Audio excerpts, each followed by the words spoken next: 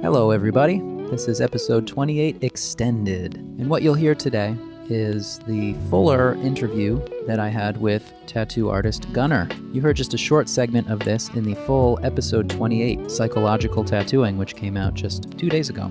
If you haven't heard that one yet, go back and check it out. It was a really great episode, and I've gotten a ton of amazing feedback already from all of you, so thank you for all those very kind messages.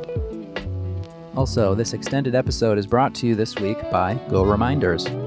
Tattooers, or really anyone that works by appointment, you know how frustrating it can be when your customer just doesn't show up, especially when you've drawn for them or done whatever preparation was necessary.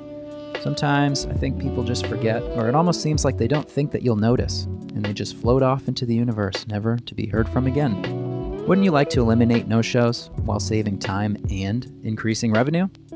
GoReminders sends automatic appointment reminders via text message and email. With one saved appointment per month, GoReminders more than pays for itself. This is something I see from my dentist or doctor's office, and I know that I probably would have forgotten some appointments in the past without getting that text message reminder.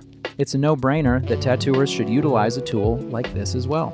It's super easy to get started, just a 10-second setup and completely free to try for 2 weeks. So that's really no risk, and you don't even have to put your credit card info to get that free trial, which is pretty sweet. Because I always forget to cancel those, and then you get charged, and that's how they get you. I know a lot of tattooers act like they're scared of technology, but you're listening to a podcast right now. You're cool. You're hip. It's almost the year 2020. The future is now. This is as simple as keeping any calendar is, and then GoReminders does all the rest of the work. So for all of you fantastic listeners of this show, head over to GoReminders.com/booksclosed and get 10% off. Like I said, this more than pays for itself, and let's be honest, it's a tax write-off too. Do yourself and your business a favor. It's almost the new year. New year, new me. Let's tighten it up for the new year. Crack the whip on those flaky customers.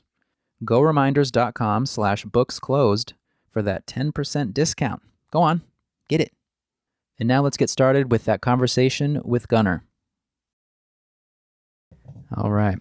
So here I am in the woods of southern Maine with Gunnar, a great tattoo artist and a painter and another artist. Do you explore other facets of art as well? Yeah, as much as I can. Yeah. Yeah. How long have you been tattooing? About 22 years now. Well, I started in about 95 with my apprenticeship. And then about 90, I always mark 97 as kind of my professional, like, get through the tattooing your friend shit. And then, right. So about 97-ish, I think. Nice. Where did you grow up? Connecticut. Okay, so this is like kind of your area. Yeah, it's pretty close, yeah. Okay. So you're on the cusp of a move, you were just saying. Yeah. I getting ready to relocate back down to Ohio. So I moved up to Quincy, like Boston area. Spent the last year there, and then heading back down to Ohio. So didn't love Boston? No, you know what? I actually didn't mind. I liked it. Like I lived right next to like the Blue Hills Reservation, so I was able to go hiking, and everybody was pretty friendly. It was like really nice because a lot more diverse than Ohio. Like with the people I was able to meet, ethnically and backgrounds and stuff. So that was pretty nice. I did a year at like more of a street shop environment just to kind of, it was part of like a longer journey that I've been on. And it's not my vibe, like it was like, I kind of wanted to go back to my roots and remember what it was that got me started. But then as I did it, I realized how much I don't enjoy that environment anymore. I think there's a reason that people kind of grow beyond that or out of that. Yeah. It's almost like you earn your stripes and then you don't have to be that tattooer if you don't want to be anymore. Yeah, and it's not as like fulfilling for me because I liked that my clients knew who they were getting when they came in. And with this like environment, it's more of like, whatever, whoever's like up, like, and there's no attachment really. And with the tattoo itself, or the process as much. It's just kind of like, to me, it's like factory work, but for tattooers. Right. It doesn't seem like, it was just hard for me to have heart in it. And well, it's hard to go from clients who are seeking you specifically and seeking what you do to go to people who, like you said, you could just be any guy, any tattooer, just the next in line, and then you're just selling them the commodity of their new tattoo. Yeah, and there's like a purity that I've been doing, like I said, tattooing for 20 years. I worked hard to build the reputation I'd built in tattooing, but you kind of like form these relationships with, I remember hearing like a young tattoo artist say that like he just treats clients as clients. Like, and I was like, man, my clients have become my friends. Like you're spending a lot of time with these people. So I like that, like I could, if I wanted to, I could be like, hey, you want to grab a drink or, and hang out with my clients. And I like that, like, that's a part of tattooing that I do like. And there's parts that I really like. A lot of people don't like doing like rework tattoos. Like I like them, like, because people seem like happier when they get a rework almost more than they are when they get like a new tattoo. It's like, holy cow, I've been living with this piece of shit forever. And you like made me happy. Like now I'm proud again to have this on me. And I haven't been proud, that's the heart of tattooing that I like. That's the part that like, I think is what I'm drawn to the most. Yeah. So what drew me to you, as you know, is lately you've been posting on your Instagram a lot of very like conversation starters, I think, about a lot of different facets of mental health, I guess, surrounding artists and tattooers in general. And I think in the spirit of this show, which I always try to spawn conversation, sometimes stuff we like, sometimes stuff we don't like, but it really caught my eye, and I thought that you would be the perfect person to get into this topic with for this show, since I haven't really done that in a very direct way. It's part of every conversation in some way, but I think to really dive into it would be interesting. So I guess what is it that made you want to start making those posts? Was it something inside of yourself that you're searching and you wanted to get other output, or what motivates you to start those conversations? Yeah, well, I think it comes down to like the moving back to Ohio. So I started this like journey, like journey of self. I think I hit that age where like some people buy cars and motorcycles, and other people go searching for who the fuck they are. Yeah. And I had hit this like part of my career where like with the way tattooing was changing so much, like the need to be cool, sponsorship, like everything seemed fake about tattooing to me. The new world of tattooing was like, it was a popularity contest and like a fashion show. It was like nobody, to me, it was like people just weren't really caring as much about the process of the tattoo as much as like what designer artists they were wearing. So I was having like a lot of like internal conflicts with all that stuff. And also where I stood in it as an artist, mm-hmm. Because I was buying into it too. Like, I was doing all the things you are supposed to do to be big and keep your career going. And feeling more like unfulfilled than I've ever felt in my career as a tattoo artist. So I'd been going through some other life shit, and I sold my business or closed it, and then sold everything I owned and just went on the road. Like spent 3 months living in a Jeep and just touring around the country, like trying to figure my shit out. What did you figure out? Oh, probably more than we have time for, but. Well, was it what you were looking for? Did it do the trick? Yeah, because, and I just, I had some relationship stuff where I'd like allowed myself to become like dependent on my relationship. I became like very like dependent on what I thought it meant to be a tattoo artist, this like identity of like being like a famous tattoo artist and what that meant to me. And like, so I was like so attached to these like things that to me, they're like, I went out searching for ego death. Like, who cares? Like, what if I'm not fucking a big name tattoo artist tomorrow? What would my life look like then, Yeah. So that's what I wanted to see. Like, can I survive without being in a relationship and, doing that thing? And so I spent like 3 months by myself, like for the most part. And what happens when you come back and there's no career, like when you walk away, like I walked away from tattooing for that time. And I was heading out to California to take a job out there and had gotten out to the place. And it was kind of like that. I got out there and I'd lived in California. Like I had a good clientele at one time and got out there and there was nobody waiting to get tattooed. Like, so the ego death I went searching for like occurred. Like all of a sudden I'm like, nobody gives a fuck that I tattoo. Like there's a million good fucking tattoo artists now, So that was like super humbling. And and at the same time, I realized a little bit about myself and how like some of the aspects of tattooing that I was like, man, I really never want to be attached to this like dog and pony show ever. Like, I don't enjoy that at all. What I did find out about myself is I'm really good at like guiding young tattooers. Like, I'm good at talking and teaching about like tattooing, and I have a passion for tattooing. It's just different than other people's passions. Like, I have a different like idea of the purity of tattooing. I still like respect the people that built this arena for us. And so when I was out in California, a couple of the guys I worked with kept trying to like get me to like teach, like you should get people in and do these seminars and stuff. And I had been doing seminars now for, 15 years or something.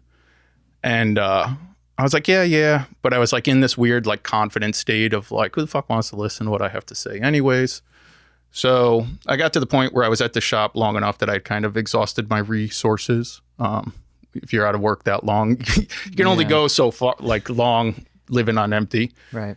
And I still have responsibilities. Like, I have 2 daughters that I still need to make sure they're taken care of. So I'm like, man, I really got to get my shit together. And so I left. Like I'm not going to stay in California. This isn't for me anymore. So I hit the road.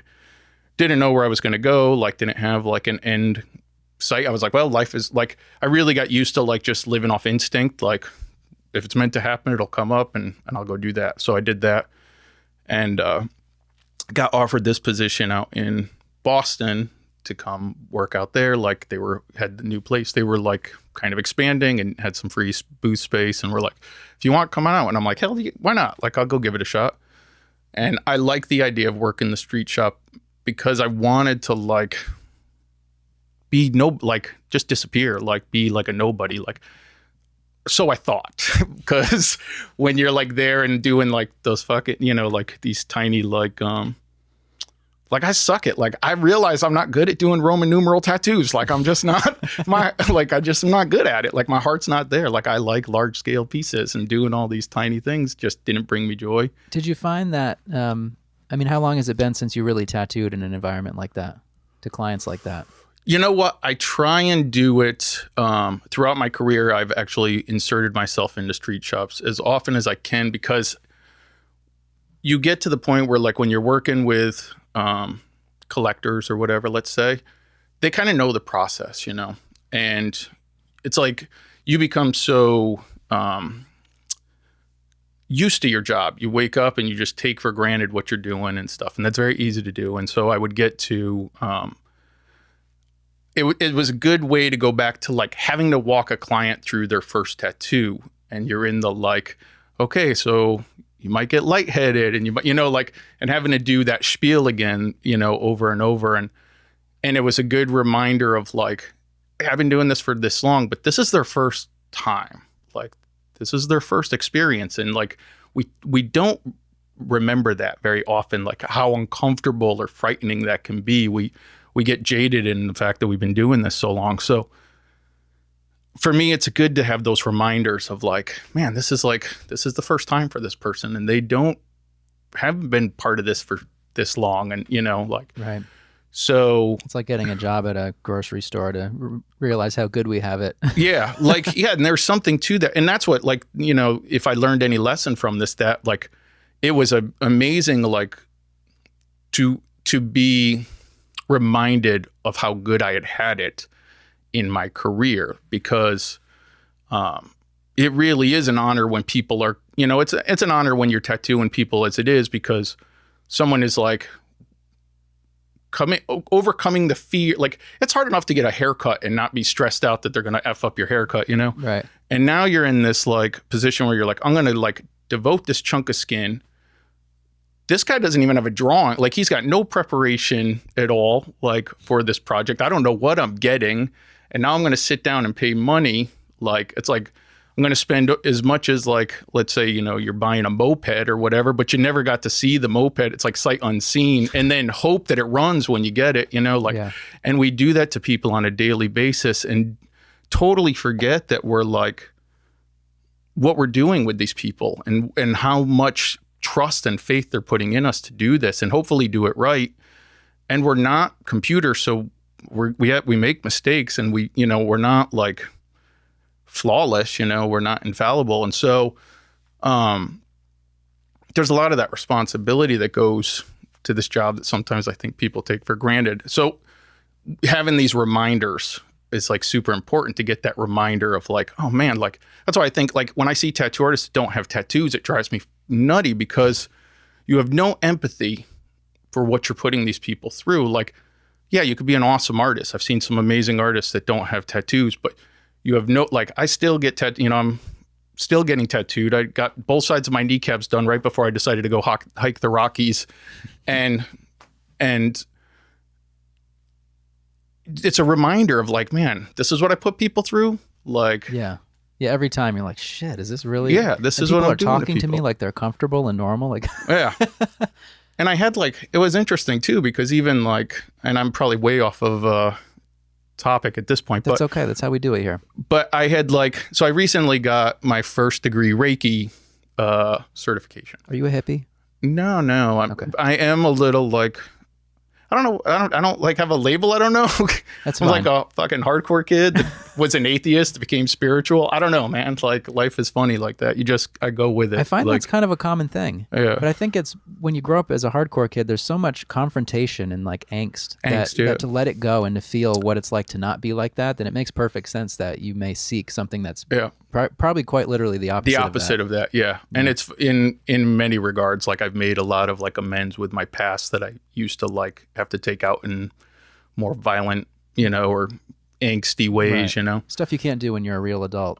Yeah. And so now I'm like, oh man, like, I got to make amends with some of these aspects of my life, whatever.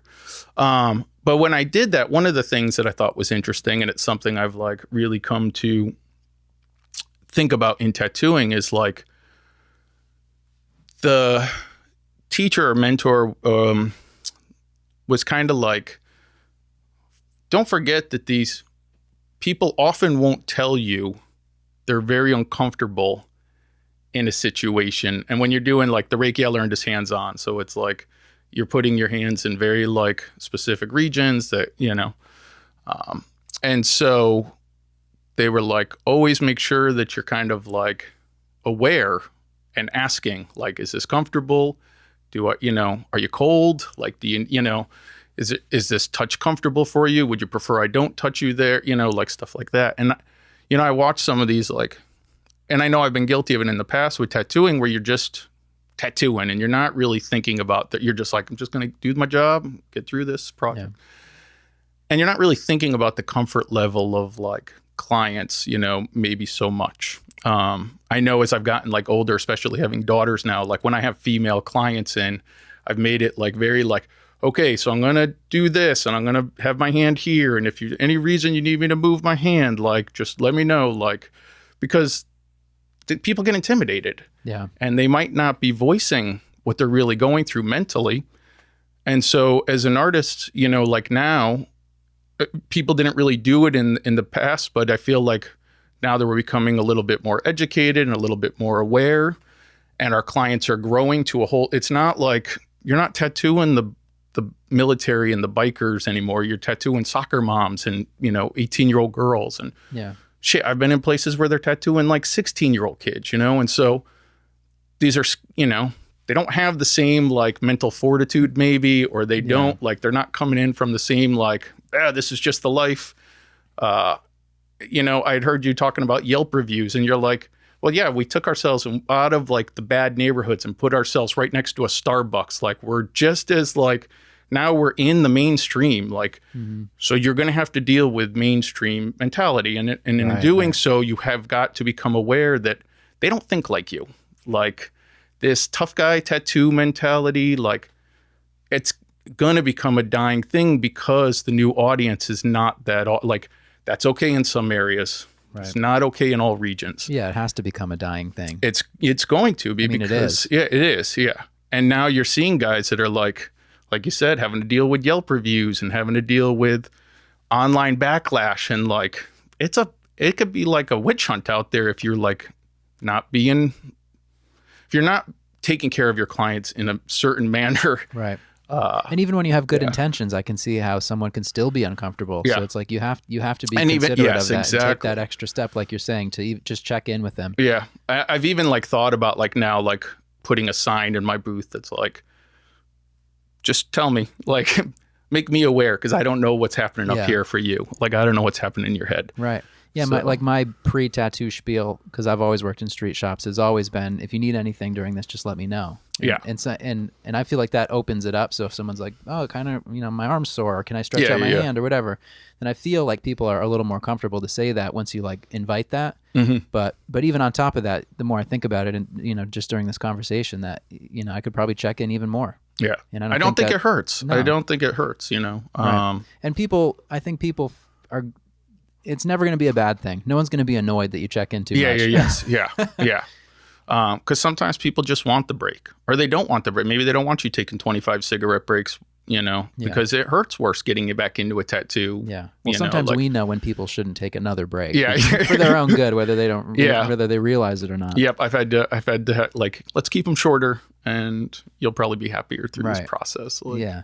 We don't want them to be in pain, but it's just part of the process. And sometimes you have to get the pain done faster. Yeah. And it's the only relief you'll ever find. It's my least favorite part because I tend to be very like, I feel myself getting to the point where I'm like overly sensitive with that. Like, I don't have that. Like, I know artists that are awesome about turning that off, and they're like, just suck it up and get through this. And I'm like, oh man, that's like my last resort. Yeah. And I'm like, if you need to stop, we can always pick up like another time. Like, I'm not going to like murder you. It's just a piece of art at the end, just want you to have a good experience and not be fucking bummed out, Yeah.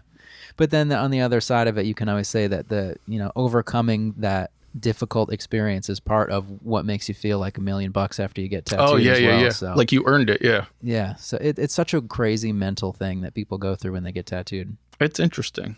It is. Yeah. There's a lot to it. Yeah. It's like a willingness to be tortured for the end product. Right. Like, yeah, there's not many other places in life where we subject ourselves to that willingly. No, like the gym, I think maybe. That's like, I don't know. Right. And probably more people get tattooed than go to the gym now. That's pretty close. And really put in work at the gym. Yeah. Yeah, put in work, yeah.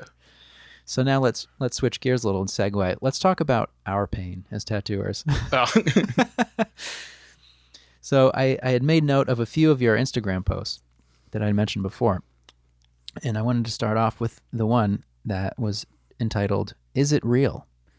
And that was in reference, I guess you posed the question, to what extent is, and now this is posed to like artists and tattooers, to what extent is depression or anxiety real versus self-induced? And for everyone listening, I want to give a disclaimer, because when you talk about mental health issues, I don't want anyone to get bummed.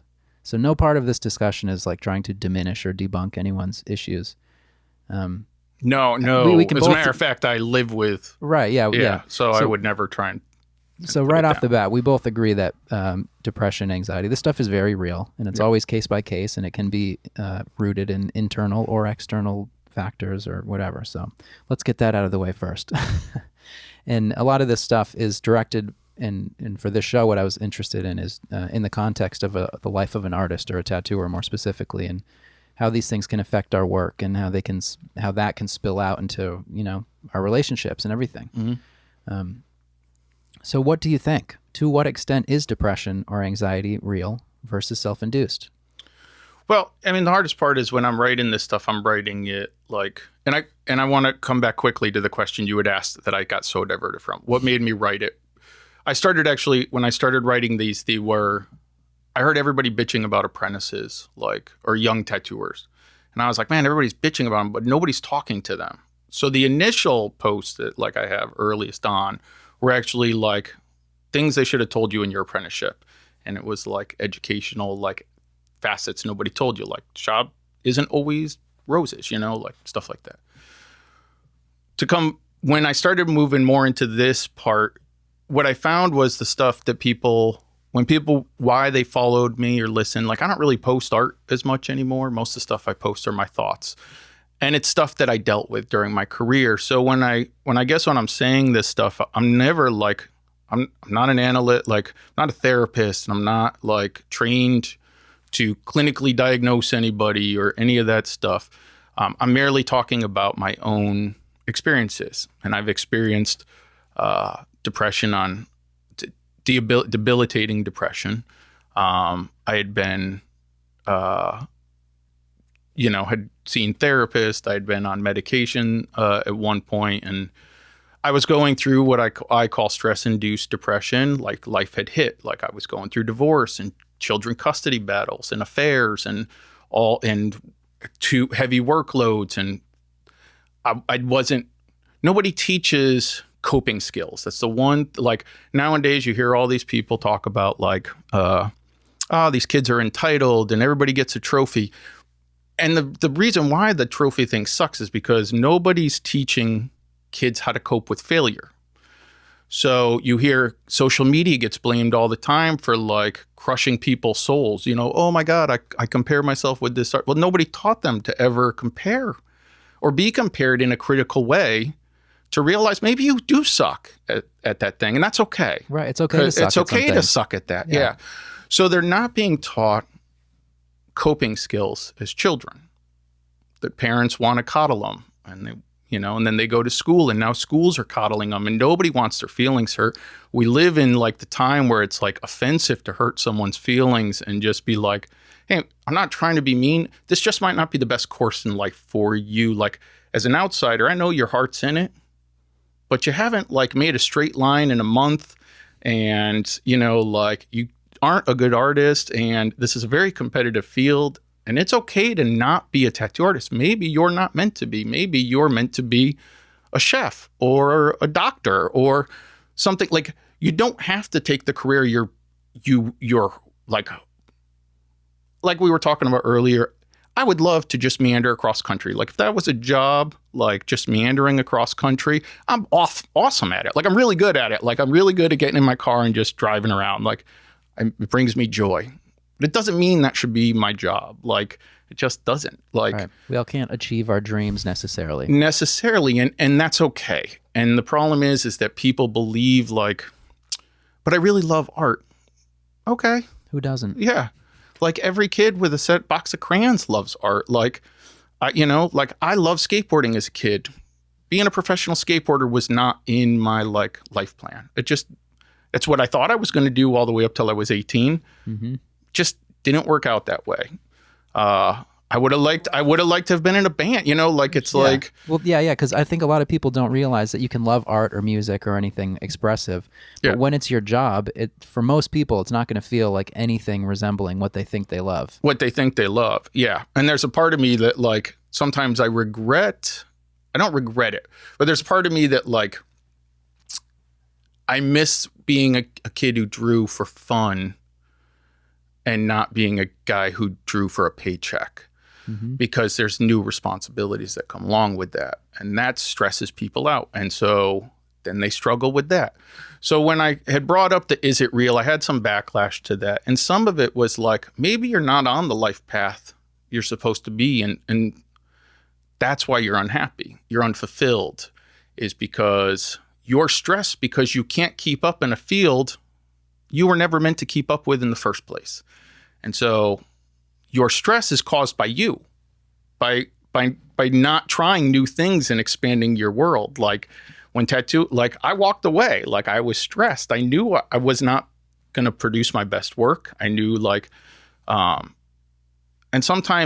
then as soon as I got away, I wasn't depressed. I wasn't stressed anymore. I was all of a sudden like, oh, I can breathe again. I still had the responsibilities, but my kids are old enough that they are okay. I got an amazing ex-wife that is like, make sure they're, taken care of.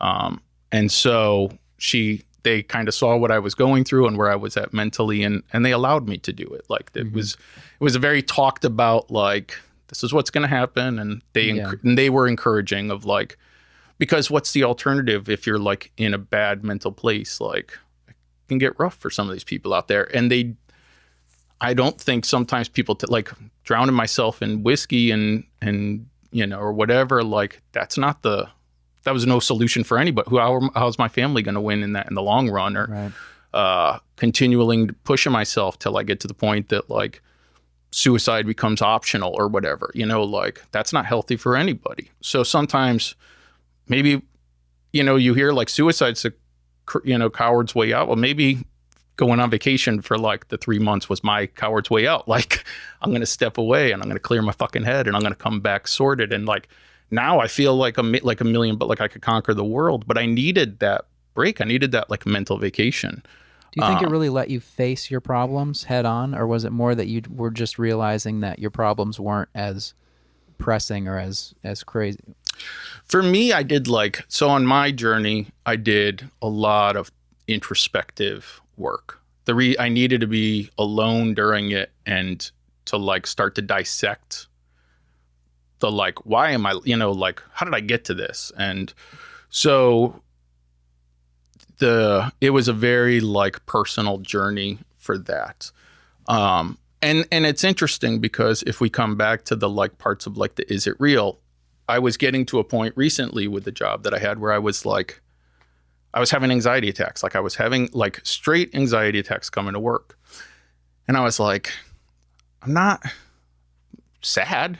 Like I'm not miserable. Like, why am I having anxiety attacks? Like I make pictures for a living. And I work with a guy who's like this guy who's pretty good with him, and I get to talk back and forth, and he's a good guy to share ideas with. And I came in one day and I was like, man, I can't keep doing this. I think I'm just going to take the day off. I'm going to go home and take a nap or something. Like I can't be here today. And he was like, he was like, I know you love to hike and you love to, write. And he was like, but go to a movie or go take yourself on a date, like go do something that's out of the ordinary from your daily life, And so I went and saw like Spider-Man, whatever. And I don't ever go to the movie theaters anymore, I don't really entertain myself those ways too much. So I went there and I, splurged and got the popcorn, like did the whole, like I was a kid in the theater again. And it was like super refreshing. And then that night, like I sat and meditated on it and was like, what was going on? Like, where was that? And I had realized like the anxiety has been coming from this frustration of no growth as a tattoo artist. So I was really like frustrated. I wasn't depressed and I wasn't like, I was having anxiety because I had put myself into a position where I was doing work that was unfulfilling for far too long. And that was like, kind of like this foot on my chest of like, you're holding yourself back. Like, what you're capable of and you're not living within that capability. And so that was like, oh, it's frustration. Like that was frustration. That was the root of that anxiety, was really just frustration with the fact that I'm not taking the next step in my life that I need to take. And it was my brain telling me like, you're not living where you should be living right now. And once I got to that, I was like, oh, okay, easy. So I talked to the boss and I was like, hey, I think I need to wrap up my time here. I need to go work in a studio I'm going to feel fulfilled in, that I'm going to be able to take projects in that are going to make me feel fulfilled, because I know that I'm more capable than the work here is allowing. And then I made that move. And as soon as I did, it was like, just people who knew me were like, you look lighter. And I'm like, oh, I feel like 110% lighter. Like, because I made the right choice for how my life needed to be. Like I was making those adjustments. And you'll see like a lot of people will continue to live in misery. They live in like, they're in these relationships and they hate the person they're with and they sleep in separate bedrooms. And you're like, why are you doing, like, get the hell out. Like, why would you do that? Like, you're miserable. You're making them miserable. Everybody around you is miserable because we have to hear how miserable you are. Like, take the step to change that misery.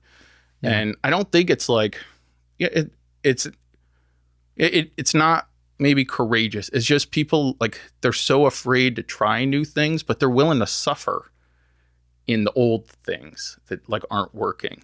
And that to me is like, I learned about myself. Like I will not sit in that madness of like that misery. Like life is far too short. And I hear these people that are like, man, you just got to toughen it out. Fuck that. Like I don't like, cause what am I going to do? 30 years of being miserable? Like that's mad. Like that's how you want to spend your time on earth? Like, I just did what I needed to do to survive. Like, no, I did what I did because I wanted to be happy.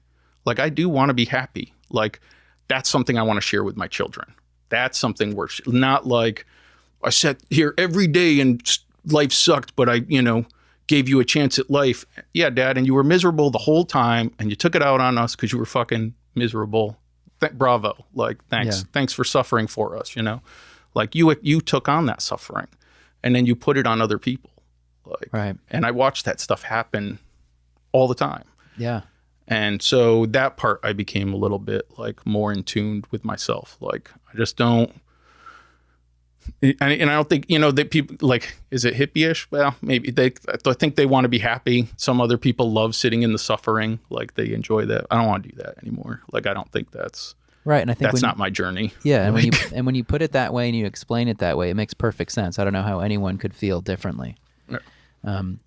But it also, to me, it seems like having that frame of mind, the journey that you took to get there, it takes a lot of like self-awareness that a lot of people lack. And that's where it can be hard because you have to believe that to like be able to make those steps. Like you truly have to believe that that's the path that you want to take to say, I'm going to leave this job and I'm going to start somewhere else again. Yeah. And I know that it's, when you explain it that way, it seems so simple. It's, if you're in a toxic relationship, just get out. But when you're in it, there's so many factors keeping you in, and it's hard for people to do it unless they really achieve what it sounds like you've achieved as far as like what you want for yourself in your life. Well, I think we make a lot of excuses of why we need to do this. Like, well, it's never so simple. There's there can be kids and and being the product of divorce, man, I was excited when my parents got divorced because the other alternative sucked. Like, what are you going to stay with them for 18 years and watch them fight every day? Like, that's terrible. But I feel like we can, like, in myself, like, I'm happy-ish, like, I'm not like one of these, like, I see people that are like always smiling and always happy. Like, if I'm smiling a lot of times, I might be part of like me just forcing like, it doesn't come natural, let's say. Yeah. But I'd rather work towards that, being able to be like that, and maybe one day I what's that saying? Like, if you pretend long enough, you might just become it. Like, and I had found these things where I was like, oh man, I really like, I talked about that today, like in one of the write-ups I did about being like how we're kind of married. I made a comparison to being married to our jobs.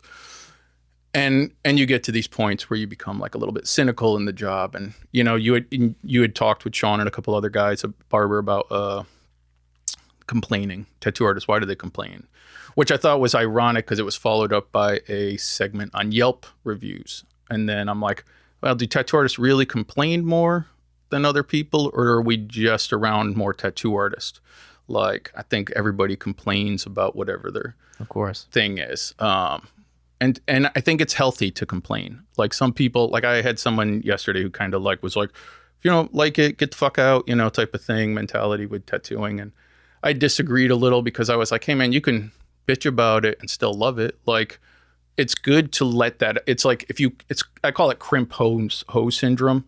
When people like, they crimp a hose like and they let stuff build up and build up and build up and build up. And by the time they let it out, all the frustrations in their relationships and the frustrations at work and the frustrations that, in life in general. And then they let it out and it comes out like a torrent, like a hose that's just, been let go, or like a balloon, that's like whipping around the room, and it's just taken out on everybody around them. And they never meant to hurt everybody around them or to like vocally like destroy people or whatever, verbally like lash out. They had let everything build up so long that by the time they like expounded it or like released it, it just was on everybody.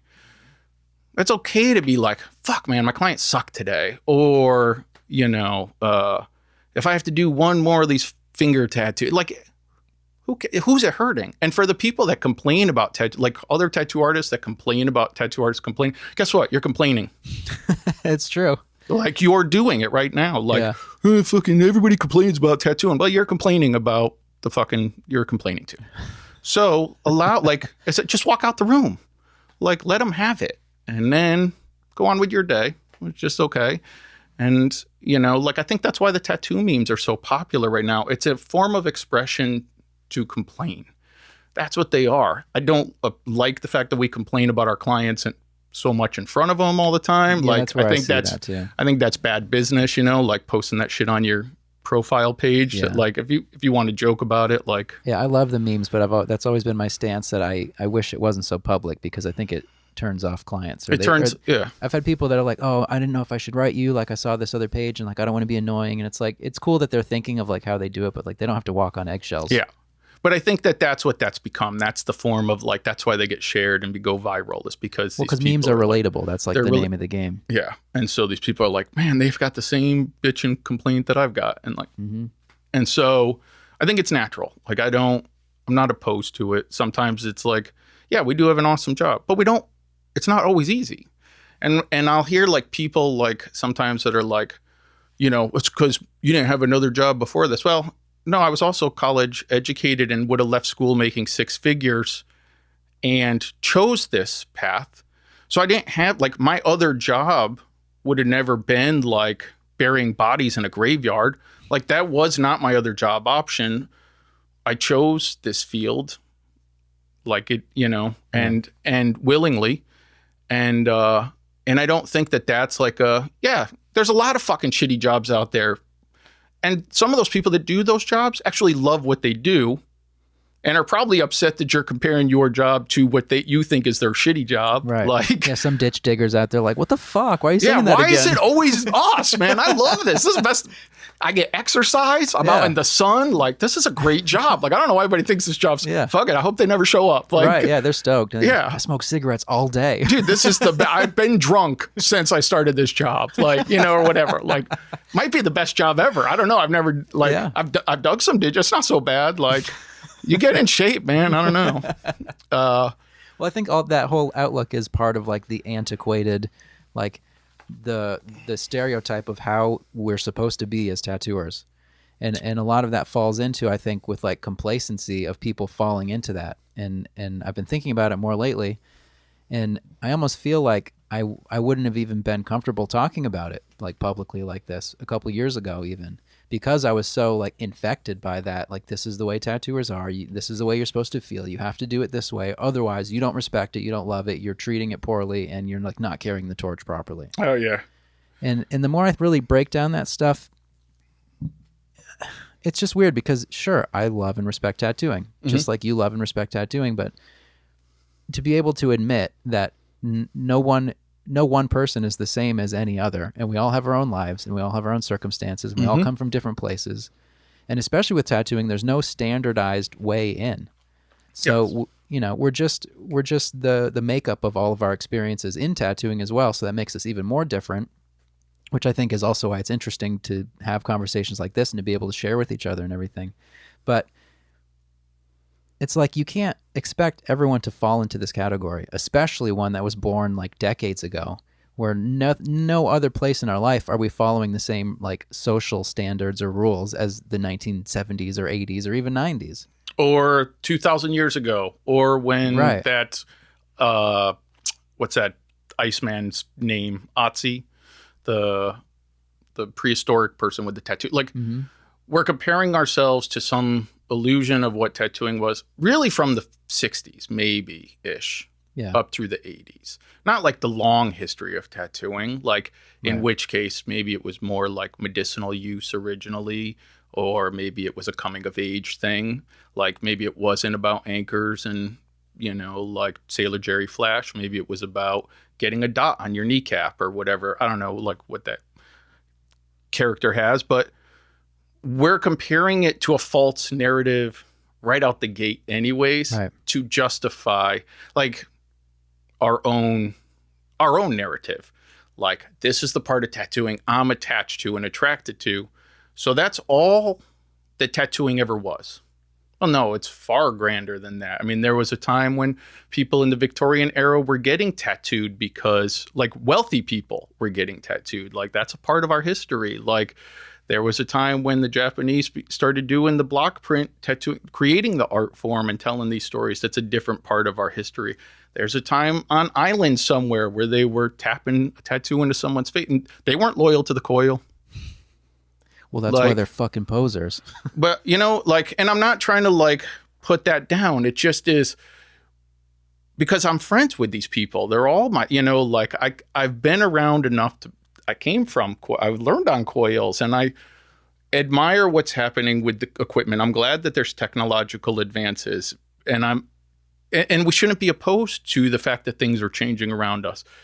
But when you put your own narrative into the fact, like, I'm going to isolate others because my way is the right way and everybody else is an idiot. Well, you're just as egotistical as the other person that you're mad about. You just have a different, like, you took it out a different way. Mm-hmm.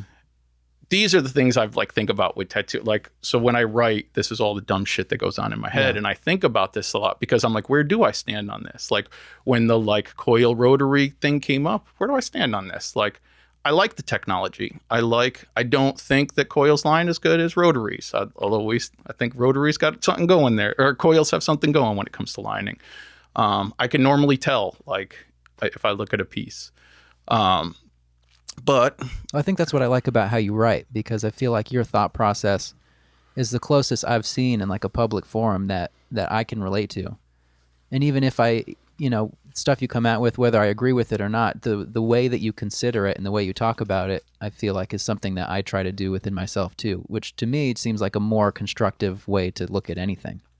Well, there's got to be something to being open-minded to the whole thing about it, especially because, like, I don't expect when I write, I don't expect anybody to really give a fuck about what I'm saying or agree with me. Most of the times I don't agree with myself. I'll write stuff and change my opinion in the writing.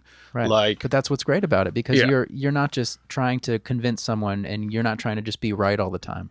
Like, you're actually putting thoughtful ideas into the public. It's trying to, like, I try to pose questions of stuff that I'm curious about, like, where is tattooing going? Like, and in a realistic way, like, we can't lock down to a history that's already changed. You know, like, the reality is technology is changing. Teaching is a part of the, like, when people, like, are so anti-tattoo school, sometimes I'm like, you have no idea about the fact that we are now mainstream. And if people who go to beauty school have to go to beauty school, you're going to end up going to tattoo school, like it or not. Who are the professors going to be? And maybe you should start thinking about that. Maybe, like, when I do this stuff, I'm blinding myself up for this is my lineup for the future, is because I'm not going to be a 70-year-old man tattooing maybe, but I'd love to be one teaching a history class on it somewhere. Like, this is the future, and it's coming, whether we like it or not. The ball has already been put into court, and you have got to learn that, like it or not, adapt or you become a dinosaur. Do you think there's been any good examples of a tattoo school that you've seen or heard of that is actually set up thoughtfully and properly? No, well, I haven't. And I think one of the things is, I brought up the idea before to friends of mine who were, like, well-known tattooers in the scheme of things. I thought, man, like, what if you set it up and it was from, like, you had the best of the traditional guy was teaching that course and the best of, this field. And I had brought it up, and you're a fucking idiot. How dare you bring this into this will never go. And I was like, if you don't start thinking about it now, someone's going to think about it for you. I mean, you have self-appointed people, like, becoming presidents of organizations with tattooing. And it's like, when did we get to talk? Where was the talk? And if you have tattoo artists that are so amped about battling, like, over coil versus rotary and not having legitimate conversations, I mean, I think the reason why people have gravitated to what I write is it's a real conversation that we're having. Like, I'm trying to provoke thought in, like, we can, to some degree, we didn't control anything, and we allowed everybody to do it. And now we're becoming, and then we victimized ourselves, like, because we didn't have the courage or didn't have the like mental like foresight to be like, holy shit, this TV thing's really gonna fucking get a hold of us. Why are we not putting our own producers in? Why are we not creating our own shows? Why are we not choosing the people that go on and are representatives? Because when you're on those shows, you're a representative. So if you look like an asshole, you make us all look like assholes. And some of these people will play into that role because they just want the fame. And they're like, I willingly became the asshole, like, because that's what the show wanted. And you're like, you're a representative of our whole community as a whole. Every time you go onto the show, how you speak, if you're not intellectual and to some degree and can talk about your career, if your whole thing is how you treat people shitty, if you're like Instagram feeds and you got 1 million followers and you're like not a good human being and you're projecting that out into the world, you're a representative for all of us. And more so than someone like me that has less followers, and even more so than the poor guy who has no followers, who's like, how come nobody's speaking for me? Like, I'm a part of this community too. Mm-hmm. And now I got to have these fucking clowns that are doing this fashion show in some city, you know, like being my representative of what tattooing is. And you're not my representative at all. Like, you don't represent any part of tattooing that I want. Like, I don't care about the flashy cars, and I'm glad that that's a thing we can acquire. Like, I really am. I think that's awesome that we've hit that point where we can acquire nice things if you really want to like have that world.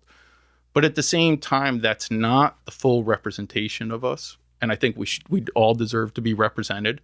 From the kids in the street shop that I hear, like, I'll, you know, do these events where we're, you know, like teaching, and they're all custom artists who are talking.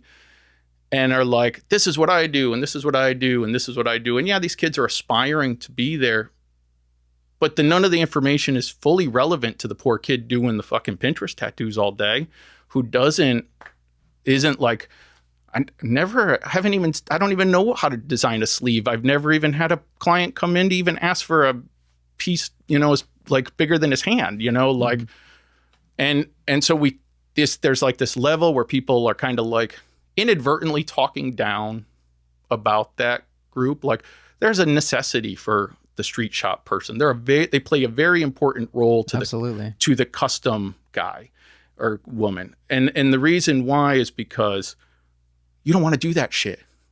But those people really want that shit. And I think you had a guy, I didn't really catch the interview, but there was a guy who was like making custom tattoo drawings. Yeah, his company, there's like a third party that designs your custom tattoo. Yeah, and he had said something that I'd call like a little excerpt where he had kind of was like, I know your business better than you do, kind of thing. And I don't think to some degree he's off in the fact that a lot of tattoo artists don't listen to their clients at all. They want to do what they want to do. They don't want to do what the client wants. They actually talk the client out of getting what the client wants because they think that their idea is more valid, or like, we're just in tattooing such a weird thing of like, it's just a weird place. There's so many cooks in the kitchen now. There's all types. There's all types. Yeah. And well, like coming back to it, it's like, who's educating them?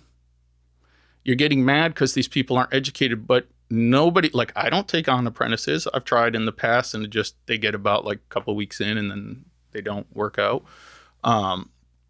So who's taken on the apprentices? Because I've seen a lot of apprentices that are taken on by people that are apprentices, like that are like second year tattoo artists or third year tattoo artists that like maybe shouldn't take on an apprenticeship. Or people that have been in the game for a long time and are like not connected to what the world to hustle them through because they want someone to work for them or whatever. Yeah, they're looking for employees, or they're looking for so like I said, when I first started the like things you don't know, learn as a tattoo artist, like that was a big thing. Like, who's teaching them? Like, who's telling them? And then you're going to be mad that like this idea of like schooling comes in, and then you're mad because they're uneducated. Like, yeah, I noticed that, like, that contradiction. There's a really strange rub there that's happening, like where it's like, you're mad because these people don't appreciate the past, but you didn't teach it to them. So the minute you didn't teach it to them, you no longer have the right to tell them they don't know what the fuck they're talking about. Well, it's not my Like, job to teach them, they would say. Then whose is? Like, right. Well, nobody, they shouldn't tattoo. And it's like, okay, so from this point on, no one learns to tattoo. It's as great as that would be for us. Yeah. It's just not realistic. Yeah. So I'm definitely, I'm right there with you where there needs to be a solution, and it probably won't resemble anything that exists right now. No, and it's gonna come. I mean, there's no way it can't. You're talking about a business that's been, an industry that has long been known for not wanting to be infiltrated by outsiders.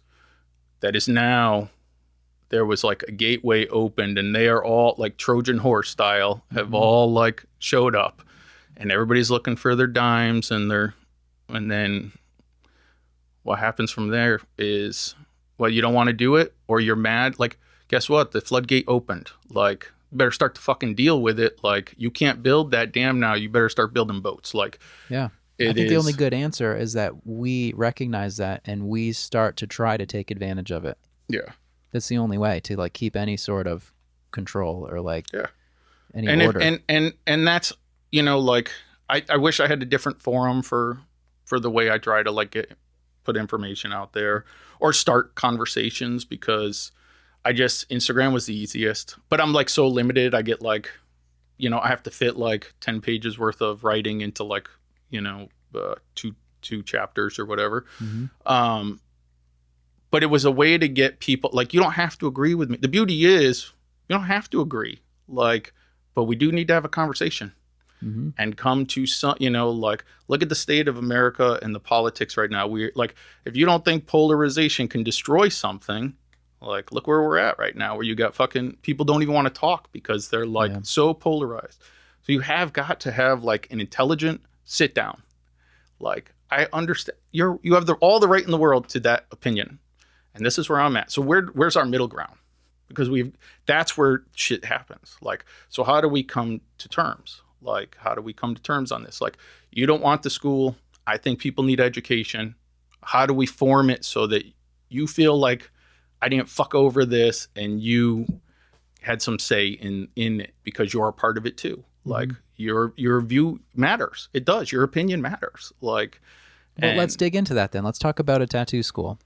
So to me, what I've always thought is that the reason that we all don't like it is because it just lets anybody in. There's like no vetting of someone. But does it? So I don't know. So in college, you have to, and I'm pretty sure in art college, you have to submit a portfolio. So that's the beginning, right? So you have to submit a portfolio to be accepted into the schooling. Okay. That's how most schools work. That's a thing. Or if you're going to an intellectual college, you have to submit something that says you did good enough in school to be accepted. Sorry, it's kind of a dum-dum. You don't get to go to college this year. Go work on that. Come back later when you aren't, So in art, in tattooing, let's say you have to submit a portfolio of your work. And then you have courses that are based on like a school. Like, okay, guess what? You're going to learn money management, how to manage your finances and your business, because you're a business as a tattoo artist. As soon as you became self-employed, you were your own business. So how do I do that? Okay, so here's how you do that. And I need to learn some history, because it's good to know my roots and where I came from. So now I get to learn the history and lineage of my craft. And that's a course, right?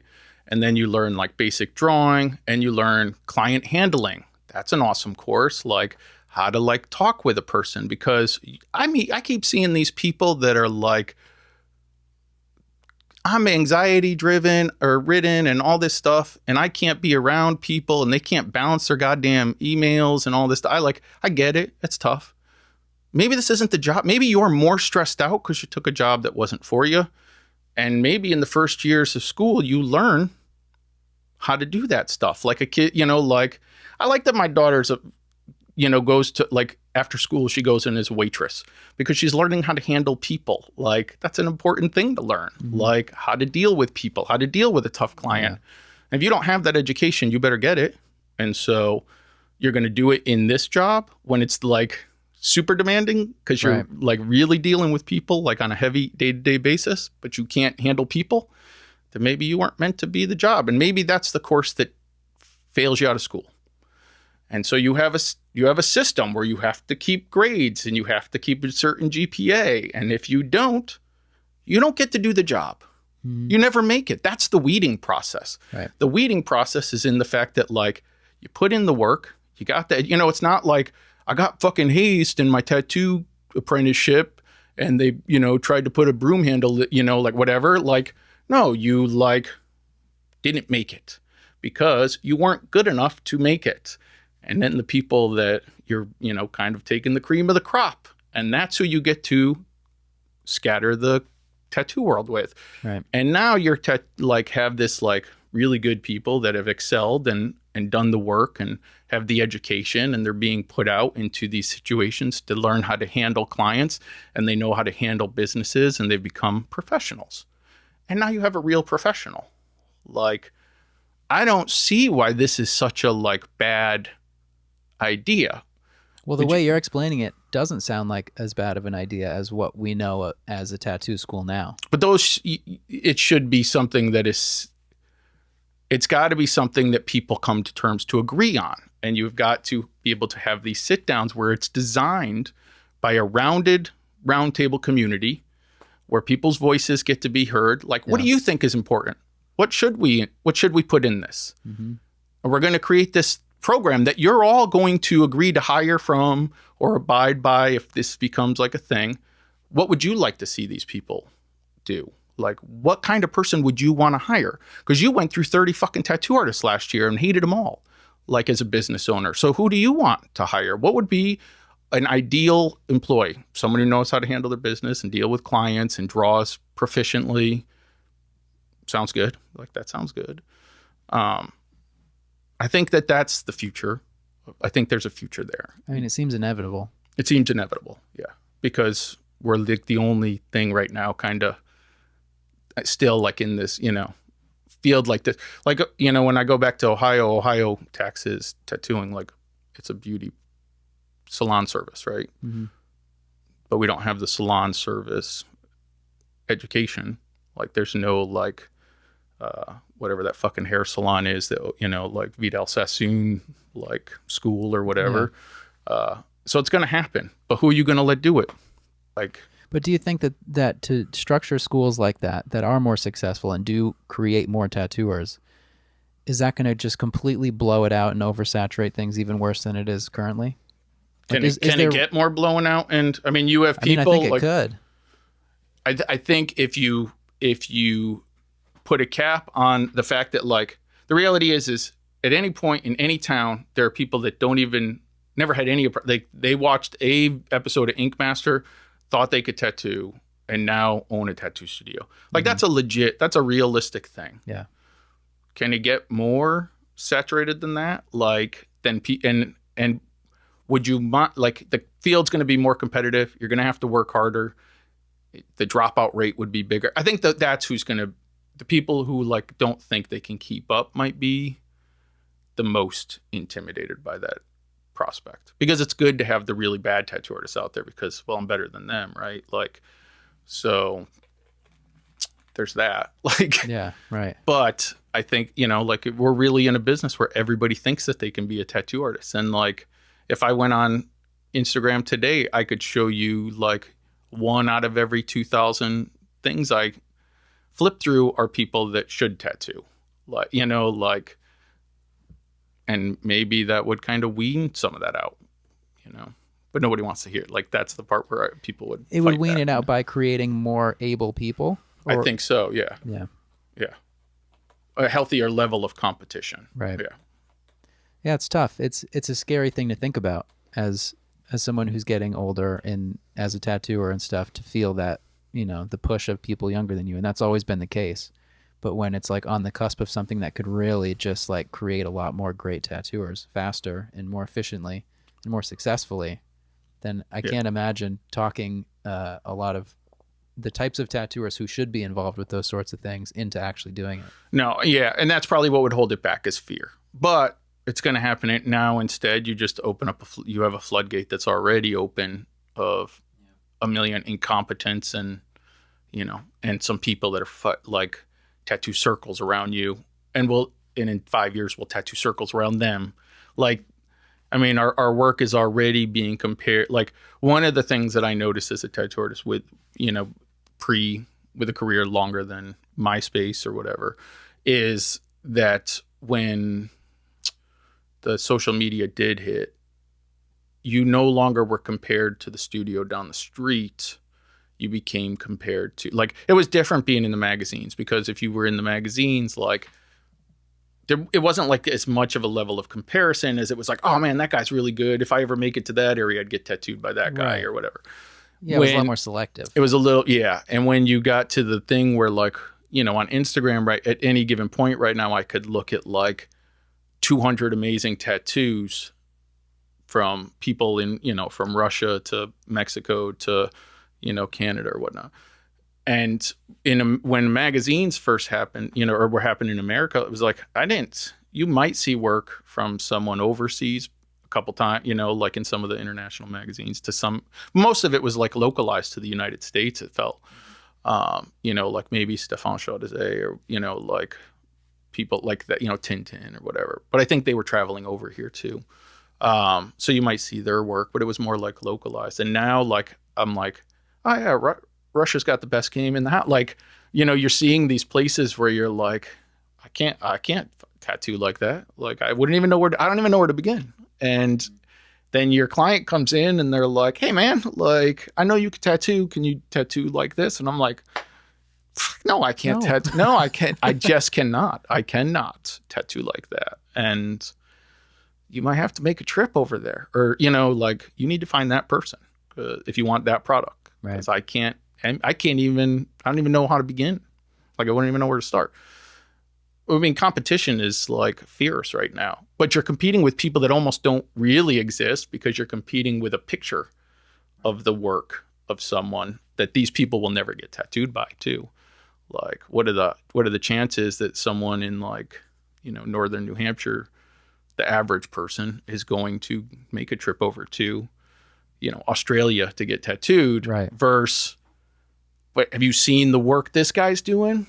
But you're not that good, like, it's an interesting comparison where, like, stuff is so specific. Putting ourselves towards, people bring in the stuff and they just want you to just be that, which is kind of like killing artistry and tattooing. Yeah, at like the street shop level for sure. And I can only vouch for my own experience, and it's like I'm constantly I'm like towing the line. And like we were talking about before, I don't want to spend my days like beating what I think my own style is down their throats if they're not looking for it. But at the same time, it's like, it kind of sucks to always just be trying to emulate something else. And I've learned a lot from doing that. Yeah. But it doesn't, the same thing you're going through. It's not always as fulfilling as being able to like just explore your own avenues. No, and it's a weird thing. Like, for me, when that became part of what people were looking, is because to me, you were paying. There was this idea of like, you were buying something original, so you were buying something nobody else could do. Like, if you paid me to do a tattoo. And I still felt like if you let me do it, it's not going to, like, there's nobody who's going to emulate really like the style I do or whatever I'm doing. Now I'm doing more. I find myself doing more like B-rated versions of other people's products, because they want this product, and you're like, well, I can try and emulate it the best I can. In doing so, what happened to me is like, I lost so much artistic joy that, like, I barely create original content these days. Like, it's like, I'm hoping that maybe this move changes that, because I'm going back to a place where there are people that allow me a little bit more freedom. But this, like, last, year or whatever of trying to, like, consistently placating the clientele with ideas that are not my work, it's like, it's if you like became a chef, if you were like spent your whole life trying to be this like awesome chef of like French food, let's say, and then all of a sudden everybody's like, well, do you make Chinese food, or do you make like burritos? And you're like, I could throw one in the microwave. I don't know, like, it's not going to be that good, because this is the food I'm really good at making. So maybe this is what the food you should eat if you're in my restaurant. Well, that's a good comparison, because I feel like I'm making the microwave burrito version of like the beautiful Mexican food that people are aspiring for. Yeah. To get as tattoos. Yeah, like the top. Yeah, like you're trying to be like this top chef, and you're like, oh man, I feel like a McDonald's employee right now because I can't make it. Like I can't make that, but I can make what I do really well. Like I'm really good at that. Like I'm good at that. Well, I don't like that, so I would like that. Yeah. But that's not what I want. Yeah. No, so, I would like to ask you for the finest example of this style that's like so specific and that nobody else could ever do. It's, I don't know, and it's like, how do you explain that to a customer and have them understand it? Sometimes they do. Yeah, some do. Yeah. And I feel like a lot of times you can try to explain that, and they say, they nod their head and they think that they understand it, but in the back of my head the whole time I'm like, fuck, they're going to be bummed out because it's never going to be that for me. Yeah. Well, and I think that's one of the beat ups I think that's happening right now in the, like, is it real? Like the depression thing is that, like, I know at the end of the day, I don't do lettering.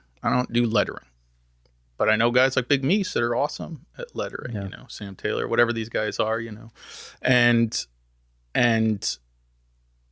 then if I had to do lettering, I'm comparing it the whole time to these guys. Like, how would they have done it? That would have been so much better than this. Like, but that's what they love, and they're doing what they love, and then you beat yourself up because you're like, well, I tried to do this like neo-traditional tattoo or this traditional tattoo, but I fell super short because I know what is capable. And so then there's that internal like abuse that we do where we're like trying to compare ourselves to the work of others, but we're not singing our own song, like, and so we're mad because we can't hit the high notes, but we're like, we were never intended to hit anyway. We're like an alto. Yeah. Yeah. Right. So, exactly. Yeah.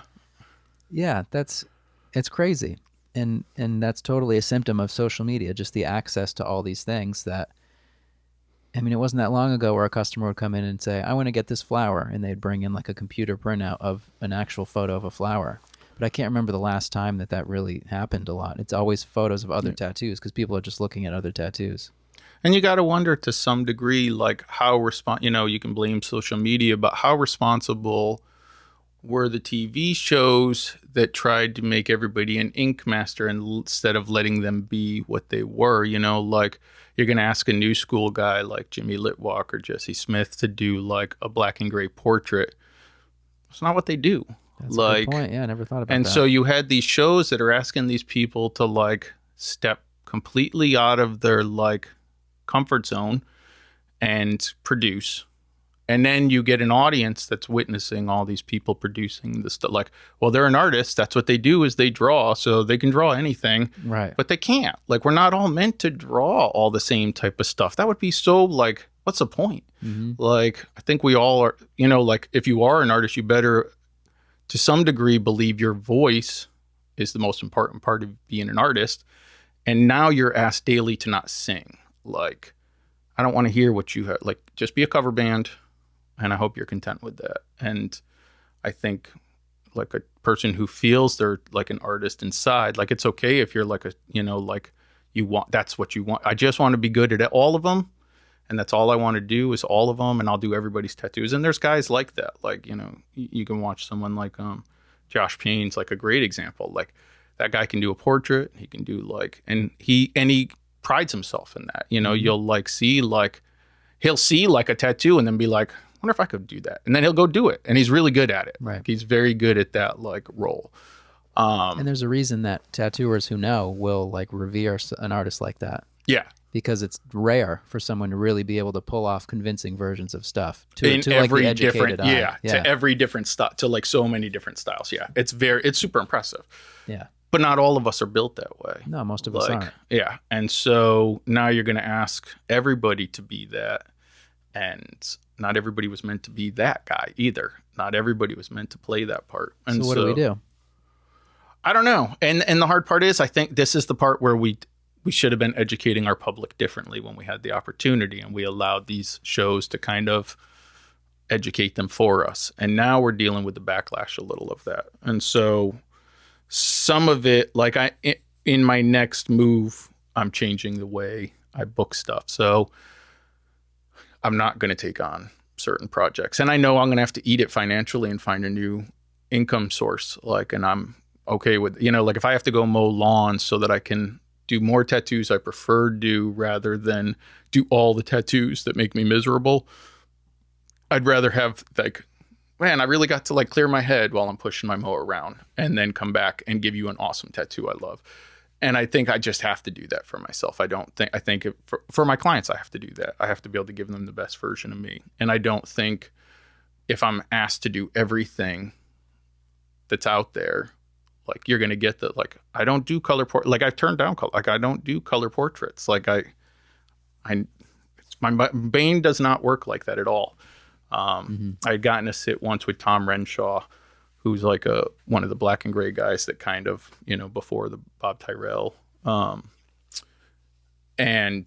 this was back when I was like a really like new school, doing most new school stuff. And I was like, I loved it. Like I loved what he did. And I sat with him one day and was like, hey man, like, how do I do what you do? Like, how do I go about that? And can you teach me any pointers? And he goes, well, you can't because you interpret. So like you look at a face and then you are like, oh, well, that shadow doesn't look dark enough. I'm going to like deepen that shadow and I'm going to add this highlight because that highlight's missing from the picture. And he was like, but I see the picture and I reproduce the picture. And that's why I do reproduction work, like essentially.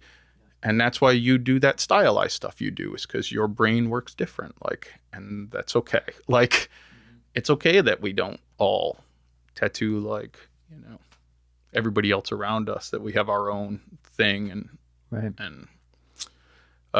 then we have to learn to train, teach our clients that. And like, hey, if you want to, and unfortunately, because we make our living for it through this is the difficulty. And this is why if you're a young tattoo artist and you're not putting your pennies away for the hard moments where you might have to turn down work, you may be doing yourself a disservice. Because I mean, I'm 45 now almost, and then and I'm still hopping shop to shop like a fucking goofball. Like, like I live like I'm still like some 22-year-old, like just starting his career. Like, I think I'll try out fucking street shop work this week. And then next week I'll try, like that's a dumb way. I would never like tell anybody to like follow my steps as a tattoo artist. But I would say be prepared for like, if you don't want to do the projects, be prepared and start setting your financial situation so that you can afford to try new things and explore and be financially savvy, like stop buying all the sneakers or whatever it is, Well, I feel like I've almost seen in a number of cases that younger tattooers, they may not perceive it with as much wisdom as how you've just explained it, but they almost only do one style, like from the start of their career.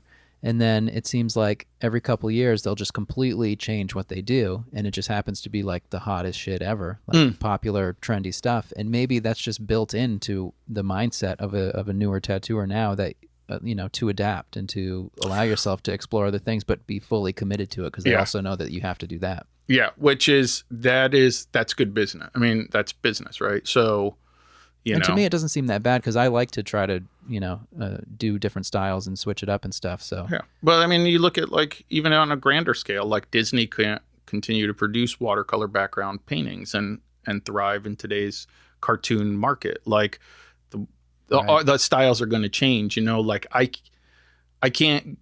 had to adapt out of like doing the creepy kid. Like I got known for doing these like little like 3-finger creepy kids, and I get like people here and there that still want them, like I want that old style back, but the clientele is not there like it was 15 years ago. So I had to change. I had to like adapt to. I still am like adapting. Like I'm always like I'm looking at the world of tattooing and what's happening, and then trying to find like where do I fit into this? Like how do I make my own unique thing in what's relevant right now? Like, I mean, you can look at like what's happening in tattooing and that there's very like certain things are very relevant in tattooing. You can see like what's working and what's not working. And so, I don't know if it's an easy transition if you're like one of those people, but I've watched guys who were like, I mean, I worked with a guy who when I worked with him, when we had a studio together, He did like kind of new school cartoon stuff. And now he does like this crazy like black work stuff that he's like way like maybe not even better in. He just is really good at both.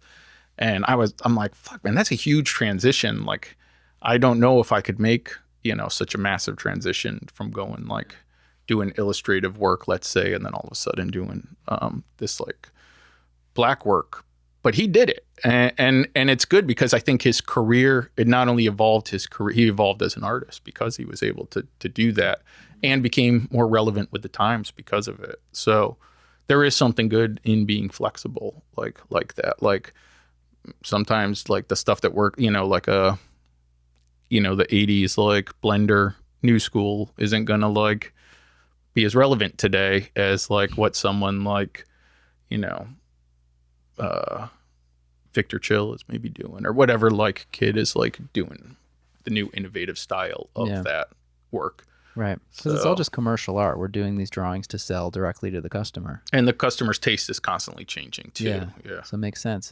Luckily it doesn't change as fast as like fashion, because it seems like fashion stuff changes so fast. But I'm sure it's all tied together. And it does, and it might, like it could. Yeah. Because we are more of a fashion industry now, I think, than we historically have been.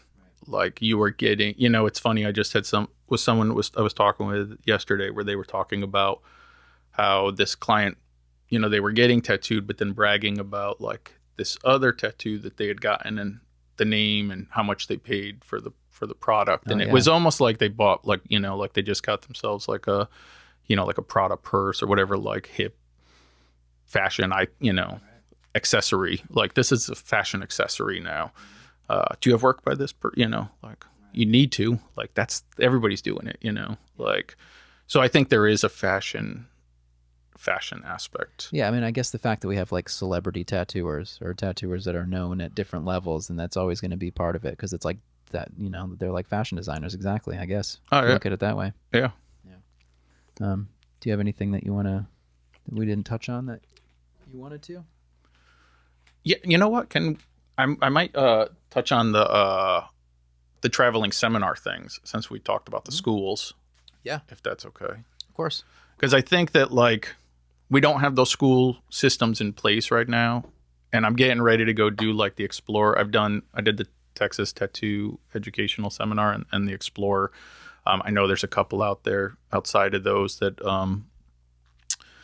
that are hosted in different regions. And having gone and done like the Explorer like is coming up in May, and what I liked about it, doing it last year, both of these events, is one, they're pretty well rounded in the type of artists they get. So even though these school systems aren't kind of in place yet, you're getting a chance to like get to listen to other artists convey like their process, or like I got to hear Carrie Barber talk about the history of women in tattooing.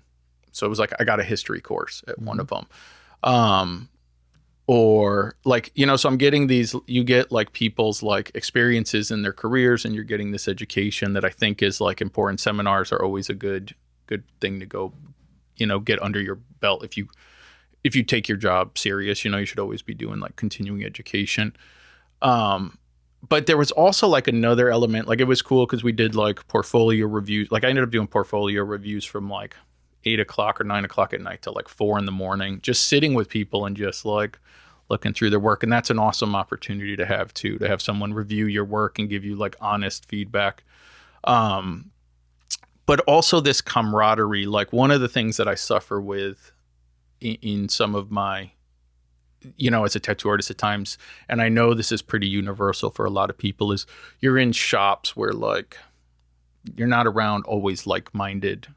Then we're not all here for the same reason. Not everybody who shows up for the job is here for the same reason. And so when you go to these events, everybody's there for the same reason. Like they're all there to get better. And so there's this sense of like camaraderie that you get there. It's a great like chance to do networking and to meet people that like want to excel and exchange like information and maybe set up future like critiques with each other. Like, I know I used to have a phone, like a little text line with a couple like tattoo artists who I would send a picture, into this group chat and then get feedback from people. And that was like a really it's a good way to grow when you're kind of like isolated in an area where you can't get to other people all the time. So I think it's a good investment in yourself and in your career to get to these things. Like, even though the schoolings aren't there right now, there are things put in place that like didn't, like when I started 20 years ago, like if I would have gotten here, I got to see like Guy, speak, and I got to see like Lyle Tuttle talk about tattoo machines when I first started, but it was very like small. There wasn't like a lot of like educational stuff out there. And so to have these opportunities where you have some of the like people with history in tattooing or these, bigger names that have built these careers and are kind of doing the things you would like to evolve into, are willing to go there and share their stories and share the like stuff and are pretty open about it, is an awesome opportunity. And it's amazing to me that more people don't take them up on it, like that you get to have this kind of like one-on-one moment with these people and get like a little intimacy there and be like, ask the questions like that maybe you've wanted answered and can't get the same response through social media or just watching their videos online or whatever. Right. So and maybe that's the future of education that we should be focused on. And it's a good one. It's a really good start, like I think that's a really good start. And it's something anybody, like tattoo artists tend to make enough money that they can invest in. They should be. It shouldn't even be about like whether or not they should be reinvesting in themselves and their careers. Like teachers have to continue to re-up their education. Other fields tend to continue education, do continuing education. So, like to go there and you're even if you just go to your local tattoo convention and you get like, 2 hours in with an artist with experience and get to listen to them, maybe get a portfolio review from time to time from someone better than you, like it's not a bad thing, And a lot of younger tattooers listen to the show and they reach out to me and tell me what they get out of it and stuff. And I guess pertinent to this topic, I think younger tattooers, don't be afraid to like ask for a portfolio review, because people just don't really do that as much anymore. No, and there was a time where I was trying to do that through my social media. I had to open it up and let people drop in, like, just ask for it or whatever. It just got overwhelming. I couldn't keep up. Right. And then I was like, can I charge to at least, so I'm not losing the time from drawing and tattooing? And then that just was like, I would end up spending like I created these like books where I would send them back where I drew over everything and I wrote down like all these like art things, like I would start studying, and I was like, you become a full-time consultant then. Yeah. And I was like, holy shit, that took up a lot of time. Like, wow, that was overwhelming, So, but what a great opportunity for someone who admires your work to get that back. Yeah, and they probably shit their pants when they saw it. I think I never know how people took it, like, because I would be like, hey, if you need anything, just follow up. I'll gladly answer stuff, and then it just is like crickets, and I'm like, man, I hope I didn't just like fuck with their day, or like. Well, they're probably like, okay, I got to start from zero now. Yeah. But I mean, we all can learn, and grow. For sure. So yeah, I think that's what we're here doing, right? Yeah, and that's like the best way I think to learn, is to get those critiques. And then if we're too afraid to ask for it, or if we're not equipped, like we were talking earlier, if we're not equipped to take a critique, then you're kind of screwed. Yeah, for sure. The other thing I guess we should probably talk about too, just to close out, is it like depression and anxiety are real things. We kind of like let's reiterate that one more time. Touched on that. I get like people send me like, I get a lot of personal mail, like people going to, mostly because I think I put it out there, so it became relatable for people. And a lot of people, like, one of the things I think like that my page has been successful for is that people don't feel so alone when they like, because I put it out there, other people like put out like, hey man, me too. And then these other people, they're going stuff, they're in the shadows, they don't want to like put out their business. It's what I do is very like it. Whether people believe it or not, it takes like an ounce of being like, fuck it, man, like this is who I am. And it's not for everybody, to put this shit out there. Because I don't care if I'm judged on, like, I just don't care. Like, nobody's opinion really matters. That I don't mean to be a dick, but nobody's opinion matters that much to me over my own opinion of myself. Like, so these people are like living in the shadows and stuff. And so I'll get like messages of people going through some pretty dark stuff. And I gotta like say, I think like it's important for people to know, like, reach out. Like, you have got to, you're not alone. There are plenty of people put in place to help you. Like, it wasn't my friends. Like, when I was going through the darkest stuff, I had a lot of friends who just weren't there for me at all. Like, they're not my friends anymore. Like, I quickly learned a lot about, because they didn't know how to handle it. They didn't know how to like handle what I was going through. And so it was easier for them to walk away. And people will go through that. You'll find that a lot. Like, you're expecting your family to be there for you, and they want to cheer you up, but they don't know how to like make it better. There's all professionals out there that are in place to like help you. And so I think it's super important that people are well aware that, like, if you need help, if you're like struggling, like if every day is gray, like you don't see green at all anymore when you wake up, like, reach for help. Like, go get that help. Like, there's people out there in place for you to reach out to, and I think that's super important that you're aware, these kids that are out there, because a lot of kids kind of feel like very alone right now. They feel like they're going through this all alone. And social media, it's funny, we call it social media, and very few people are social. So, I'd like to add that at the end, Well, I commend you for putting yourself out there in the way that you do. And I think the conversations that you're starting, it's in the context of tattooing, but it applies to anyone's life. And I think it's a very noble mission that it seems that you're on, to just get people talking and understanding or identifying maybe things in themselves or others that they hadn't before. Yeah. It's great. I think it's important. It's important. Yeah. Especially, with I like knew 3 people that killed themselves in a year. Like, that's too many. That's like 3 too many, So that's becoming too common of a tale. Far too common. Yeah. Especially if we can do something to like help it, maybe alleviate that a little. Yeah. So, and maybe sometimes, it's crazy. Like, we live in this mass world with all these people. Why do these people feel so alone?